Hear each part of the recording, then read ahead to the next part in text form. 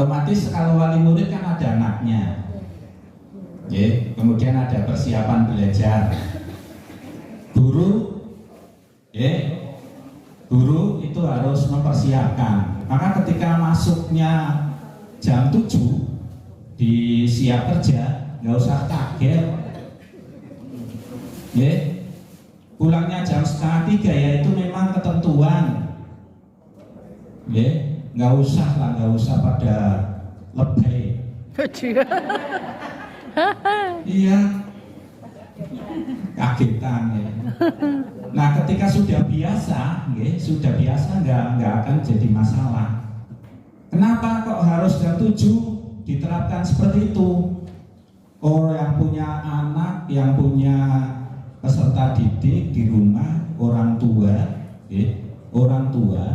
itu pasti mengharap setelah didusi, setelah diwehi mangan, kemudian diterna maring sekolahan, orang tua kemudian sampai di sekolahan disambut oleh guru.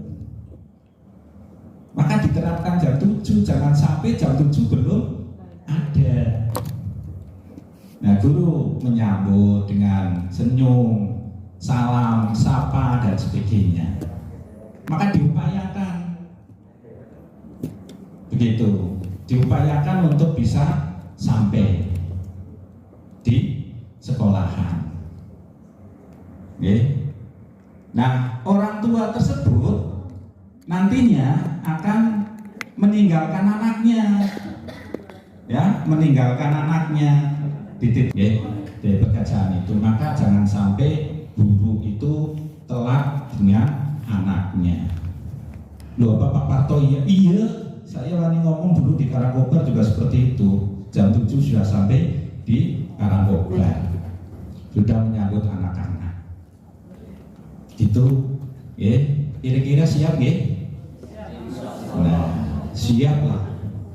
Pak Korwil kudu siap lah, ini. Kemudian yang berikutnya, kesepakatan kelas. Jadi nanti di kelas itu nggak ada lagi perundungan, tidak ada lagi yang dibully. Caranya gimana? Kalau yang membuat aturan,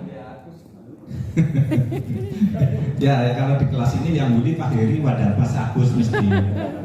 Lengganan. Lalu bully siapa maning? Sing paling enom kan Pak Agus. Sing paling beling kan. Arep bully Pak Budi, bukan Pak Budi Bodi. Yang bulinya Pak Agus ngadeg, ini. Maka dibuat sebuah komitmen bersama di kelas tersebut.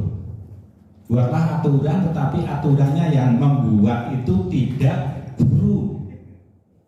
Aturannya itu yang membuat tidak kepala sekolah, tapi aturan itu dibuat oleh peserta didik anak-anak. Ya, ini ketika di pembelajaran jangan ada yang buka HP,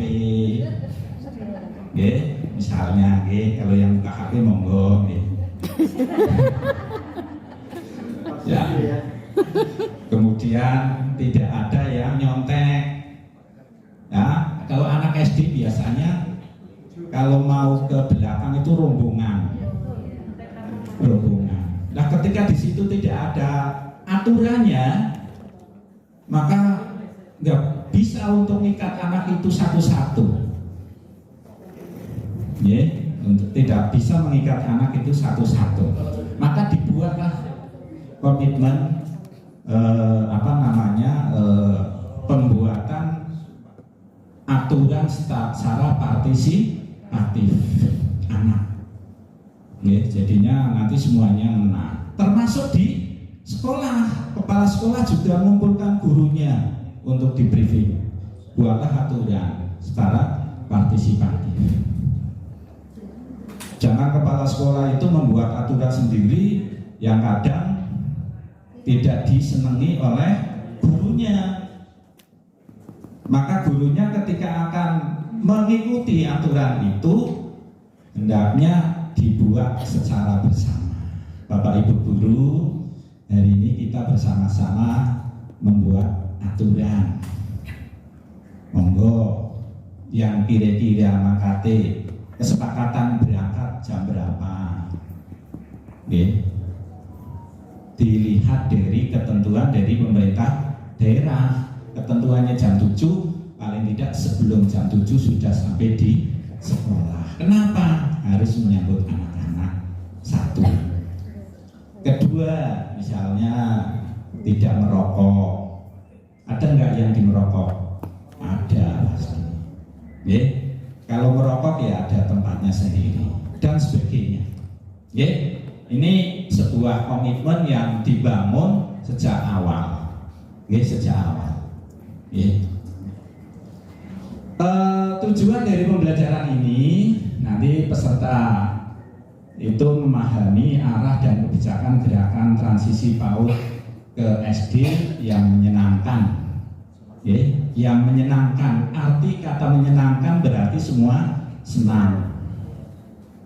Dilihat dari lingkungan belajarnya seperti apa, kumuh enggak. Kalau sudah kumuh itu tidak menyenangkan. Kemarin saya mengirimi pamflet itu ya, yang suruh yang sekolah sehat. Ya semua nanti di print, kemudian dipajang di itu. Nanti disetorkan di Pak. Semua perlu untuk bisa mengkondisikan guru-gurunya atau kepala sekolahnya semuanya. Ini himbauan dari kementerian. Ini. Kemudian menciptakan sekolah yang nyaman, ramah, nyaman. Nah itu sudah menyenangkan. Kalau gurunya bos jepatut, masalah mengumah digawa maring sekolahan ya nanti anaknya ya bisa menilai gurunya sedang moodboard dan sebagainya. Maka jangan sampai masalah di sekolahan berat, masalah di rumah berat seperti apa dibawa ke sekolah. Nanti kepala sekolahnya akan mendekati. Mendekati. Ada apa sih Bu? Ada apa? Itu kan ceritakan saja kalau ada masalah. Itu kepala sekolah jadi orang tua anaknya seperti itu. Didekati. Kalau memang gurunya jebles-jeblesna lawan, lebih jeder, metu jeder gitu loh. Biasanya seperti itu. Maka kepala sekolah yang harus tanggap, didekati. Ini.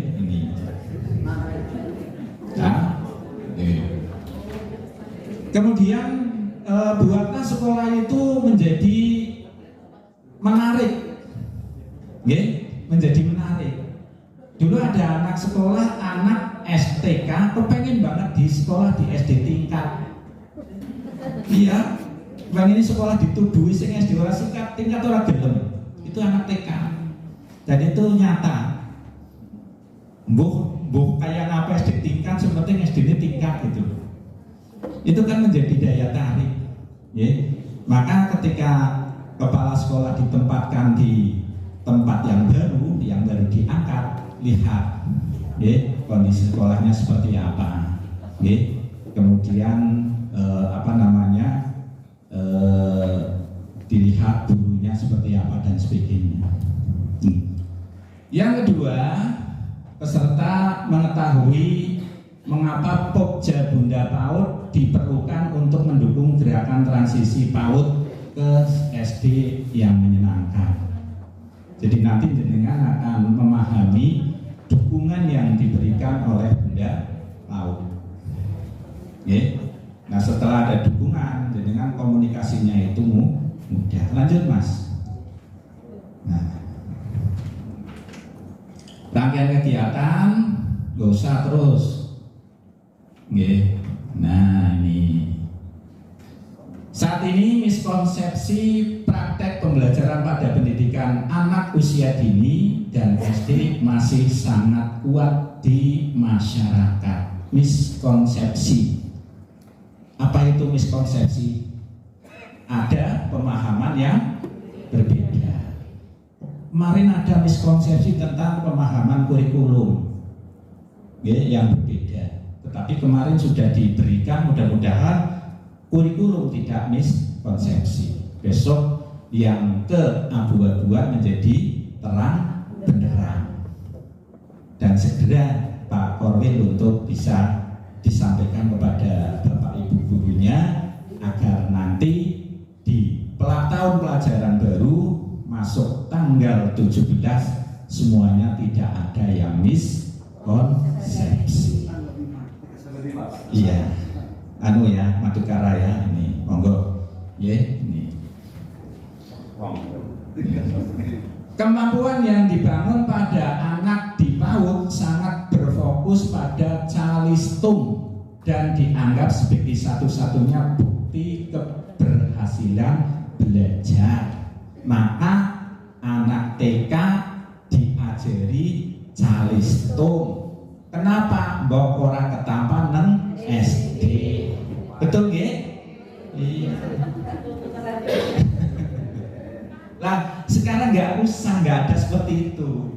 SD pun jangan menerapkan masuk ke sekolah itu ada tes calistung. Terus apakah boleh calistung di TK? Boleh. Cuma caranya yang jenengan rubah. Boleh, tetapi caranya dirubah. Ini. Jadi lah karena katanya nggak boleh, ya nggak usah diberi pembelajaran calistung, nggak seperti itu. Itu caranya berubah disesuaikan dengan tahapan anak. Anak. Jangan sampai nanti ada miskonsepsi lagi, katanya tidak boleh. Boleh.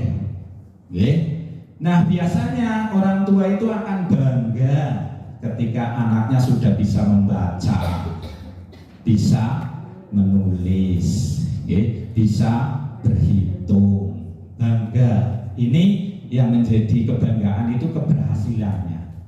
Dan biasanya dipamer-pamerkan, anakku sudah bisa membaca. Anaknya jenengan burung ya. Nah, biasanya kalau itu kumpul-kumpul guru TK kan wali murid TK kan biasanya seperti itu. Gimana? Iya. Nih. Kemudian kemampuan calistung dipahami dengan sempit dan dianggap dapat dibangun secara instan. Nih. Maksudnya gimana? Maksudnya kemampuan calistung dipahami dengan sempit dan dianggap dapat dibangun secara instan. Ketika akan masuk ke sekolah, mau mendaftarkan ke SD, itu sewengi muput anaknya diberi pembelajaran calistung, payangan, instan. Nih. Kemudian yang berikutnya, tes calistung masih diterapkan sebagai syarat masuk SD dan patahan pembelajaran antara PAUD dan SD. Patahan berarti di antara SD dan PAUD. Jadi ini yang nanti teman-teman yang dari SD, jangan sampai ketika jenengan itu siswanya itu banyak yang mau mendaftar di situ, tentunya ada kegiatan seleksi. Seleksinya itu jangan seleksi seperti ini, dihilangkan. Jangan sampai ada, karena ini budaya nggak benar, maka monggo disesuaikan. Seleksinya adalah umur. Biar mengalami dulu, ngalami. Tapi saya mengarahkan karena menginginkan ada sebuah visi tercapai, mengarahkan. Kamu kan non, nah ini maaf yang non muslim ini terang-terangan. Ada yang non muslim, sebenarnya Islam ya, ini ya. Saya sampaikan ketika ada anak Ya pengalaman di Kerandegan 4, saya kepengin lah merubah pakaian bawah roknya itu jadi panjang, lengannya panjang, kemudian pakai kerudung. Nah ini kami mulai dari situ pengalaman itu. Nah ketika ada yang daftar non, kami arahkan ke itu saja, ke Kerandegan 1 atau ke Deborah, karena di Deborah itu kan banyak temannya, di Kerandegan 1 juga ada. Kami arahkan, dilalah orang tuanya juga mau. Padu-padunya Kerandegan 1 lebih bagus. Tapi saya mencoba dan alhamdulillah kami jalan itu, dan semuanya tidak ada yang tidak pakai jilbab semuanya. Dan sekarang katanya Putri sudah ada lagi, Putri Kerandegan 4 ada yang non oh gimana? Iya katanya ada, nggak apa-apa ya. Jangankan itu, yang disabilitas pun juga harus diterima. Jangan sampai ada yang nggak diterima. Pengen sekolah yang sih? Nih, sekarang memang tapi mencoba diarahkan ke sekolah yang SLB. Tetapi kalau nggak mau tidak mau sekolah harus menampung. Nanti untuk inklusif mengikuti, bukan membuat sebuah program sekolah inklusif, tetapi ketika ada anaknya yang cacat, itu di situ harus ada pelayanan secara inklusif. Bukan buana bocah itu kami menyebab membuat program inklusif, enggak. Inklusifnya seperti itu. Karena semuanya wajib untuk dilayani. Nih. Lanjut Mas. Nih. Kemudian yang berikutnya, membangun kemampuan pada anak perlu dilakukan secara bertahap dan dengan cara yang menyenangkan agar manfaat baik dari pembelajaran dapat tercapai. Yang tidak diperbolehkan anak merasa belajar tidak menyenangkan, dirubah supaya anak merasa senang dalam belajar. Kemudian anak percaya bahwa dirinya tidak pintar saat tidak bisa calistung, dirubah. Ya, anak percaya bahwa dirinya pasti bisa asal mau berusaha. Nah ini guru yang wajib untuk bisa mengetahui perseorangan individu anak. Sing ora pinter berhitung siapa, yang sudah bisa membaca siapa, begitu. Nih, kalau dulu di kurikulum 13, anak yang mampu menghitung sampai angka 5 dengan anak yang sudah sampai menghitung angka 10, nanti tesnya disamakan sampai dengan angka 10. Iya, kalau dulu. Tapi yang sekarang tidak. Maka ada pembelajaran di diferensiasi itu. Jadi tidak semuanya anak itu kemampuannya sama. Maka ukurannya sesuai dengan kemampuan yang tertinggi dari anak tersebut. Namanya saja sudah tidak penilaian tetapi assessment. Begitu. Kemudian anak mampu mengelola emosi dan menghargai orang lain. Dulu anak belum mampu mengelola emosi dan serta menghargai orang lain yang dulu. Tapi diharapkan anak mampu mengelola emosi, sedikit-sedikit marah, kemudian senang bully dan sebagainya. Kemudian anak belum dapat merawat diri dan barang-barang yang menjadi tanggung jawabnya. Contohnya pipis. Ada anak yang kelainan, kemarin sudah sampai di Kadin dan kami sudah datang ke sana dan memang luar biasa anaknya dan gurunya sabarnya Masya Allah. Wis ngompol di wawiki wis ditusi ya, sampai dengan perbuatan yang tidak semestinya dilakukan oleh anak tersebut. Kami sudah datang ke sana dengan Pak Kadin, ternyata luar biasa gurunya. Ini guru negeri tetapi wes nggak ada guru WKP kayak gue dan nyenang-nyenang. Ya, sudah komunikasi dengan psikolog, sudah komunikasi dengan kelurahan, sudah sampai korwil, dinas dan sebagainya. Ini berupaya supaya anak itu diamankan, ya, diamankan.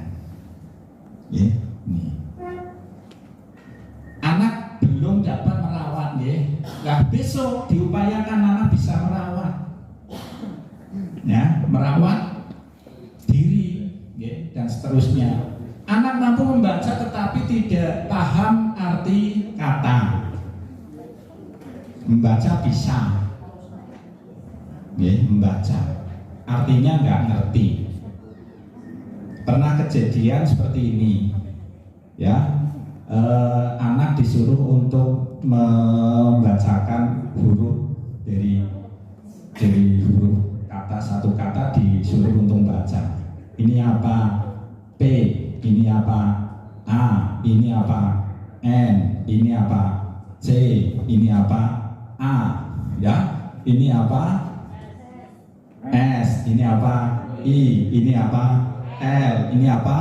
A, apa? Pancasila. Tapi anak tersebut jawabnya Cewiwi. Iya, iya. Anak tersebut jawabnya Cewiwi. Malah doh banget, ya, ini. Ya. Kemudian yang berikutnya, anak kurang terasah kemampuannya dalam berkomunikasi. Nah, diupayakan anak mampu menyimak dan mengantarkan gagasan sederhana. Dan seterusnya itu nomor 5 dengan pahami sendiri, ya.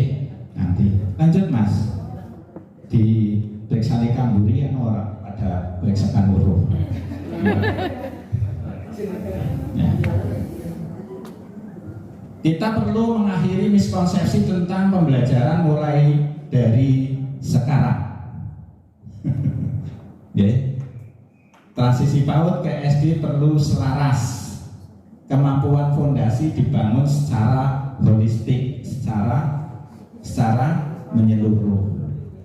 Pondasi anak SD itu dimulai dari TK, bukan dimulai dari kelas 1.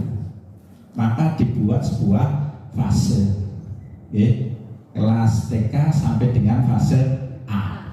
Itu menjadi sebuah pondasi. Maka ketika jenengan menerapkan konsep itu salah di pondasi itu, nanti akan seterusnya akan menjadi kesalahan yang secara terus-menerus. Maka utamakan ini, mumpung ada kesempatan transisi PAUD, monggo saling komunikasi guru SD dengan guru TK. Nggak usah disokok dengan payung, jam, nggak usah. Nih, karena apa? Anak sekolah pasti berharap muridnya akeh, muridnya akeh. Nih. Kemudian kemampuan literasi numerasi dibangun secara bertahap dengan cara menenangkan, literasi membaca, literasi memahami dan sebagainya. Kemudian numerasinya bagaimana, berhitung, cara menyampaikan berhitung itu seperti apa. Maka ketika caranya sudah salah, maka juga nanti hasilnya juga tidak bagus. Ini satuan pendidikan dan orang tua perlu memahami kesiapan bersekolah adalah proses bukan hasil. Kalau dulu kan hasil, anaknya pinter, bahkan ada yang les, ketika ada kegiatan penilaian PAT maupun apa, itu yang orang tuanya berusaha berlomba-lomba untuk mencari guru les. Maka jawabannya sesuai dengan kunci persis kebijakan benar, itu kebijakan malu ditulis. Iya, lah ini jangan sampai lah ini membodohi anak ya, jangan instan ya, sementing anaknya nilainya apik dan lulus jadi juara, dapat buku dan sebagainya, nggak usah seperti itu, tapi prosesnya yang diutamakan. Lanjut Mas. Nah, nggak usah berdiskusi ya, ayo berdiskusi, nggak usah ya. Lanjut Mas. pengertian. Nah, mengenal perubahan dan cara mencapai perubahan. Terus, bagaimana cara mengakhiri miskonsepsi tersebut? Gerakan transisi PAUD ke SD yang menyenangkan memiliki 3 target perubahan yang dimulai sejak tahun ajaran baru. Satuan pendidikan perlu 1. Ini target perubahannya ada 3. Menghilangkan tes calistung dari proses penerimaan peserta didik baru di SD. Iya. Kok hanya SD? MI mestinya iya. Mestinya. Kalau pemberlakuannya sama, mestinya sama. Kemudian yang kedua, menerapkan masa perkenalan bagi peserta didik baru selama 2 minggu pertama di PAUD dan SD. Nanti anak tanggal 17 masuk, dikenalkan dengan lingkungan. Ini toiletnya. Kalau nggak punya toilet ya kapus, jumbleng gitu. Ya. Nah, guru sekarang kan nggak ngerti jumbleng kan? Itu. Ini ruang kelasnya. Ya, dikenalkan. Ini gurunya. Bu guru cantik gitu loh. Ini guru kelas 2, ini guru kelas 1, sampai pada semua termasuk penjaganya juga dikenalkan. Ini Pak Kebun, tugasnya apa dan sebagainya. Ini biar anak itu seperti itu adalah orang tuanya sendiri. Ya, ini. Siapa yang mengkondisikan? Siapa yang mengkondisikan? Kepala sekolah. Kalau dulu kepala sekolah itu atasan dan bawahan. Mau ketemu dengan kepala sekolah itu sudah takut. Mau menghadap pun juga takut, nanti DP3-nya jelek. Kalau sekarang kepala sekolah itu orang yang diberi tugas untuk mengkondisikan guru-gurunya, bukan antara atasan dan bawahan. Berikut yang ketiga, menerapkan pembelajaran yang membangun 6 kemampuan fondasi anak. Nanti 6-nya di bawah. Nek orang anak berarti ya nanti nyari sendiri. Udah ya, 6 fondasi Bu Indah ya, sudah punya itu ya. Lanjut. Yang pertama, setiap anak memiliki hak untuk mendapatkan layanan pendidikan dasar. Sangat tidak tepat apabila anak diberikan syarat tes untuk dapat mendapatkan layanan tersebut. Ketika mau masuk dites, ini yang salah. Masih banyak anak yang belum pernah mendapatkan kemampuan belajar di satuan pendidikan, di satuan PAUD. Banyak kan? Tapi sekarang di Banjar kelihatannya sudah semuanya masuk ke PAUD, Ada yang nggak masuk? Masih ada. Masih ada. Ini kesempatan, Kemudian tes baca tulis hitung dilarang melalui dilarang oleh peraturan ini. Jadi nanti Bapak Ibu bisa Bapak Ibu kepala sekolah download, kemudian peraturan ini menjadi sebuah dasar. Ini loh aturan ini. Jadi ketika jenengan menerapkan nanti nggak kesalahan. Jangan copy paste. Lanjut.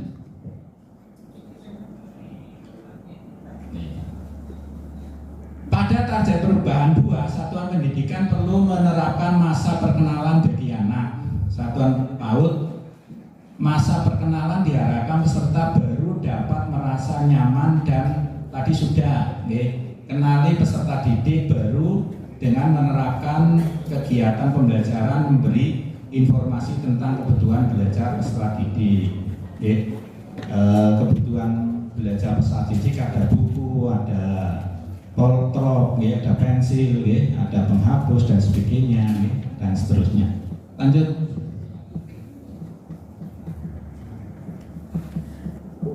Orientasi.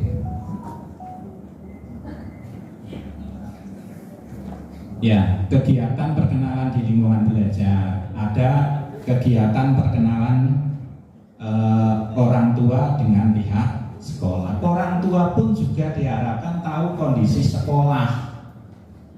Kadang orang tua itu hanya bisa menyalahkan karena tidak tahu kondisi sekolah. Maka orang tua diharapkan untuk paham dengan kondisi sekolah. Jawabannya kayaknya apa? Gitu. Lanjut. Lindur. Mojokannya. Siki kan lagi zamannya PP ya. PP ada guru penggerak, ada itu fasilitator dan sebagainya. Zaman ini ya diikuti saja itu kebijakan. Semuanya kan mengalir proses.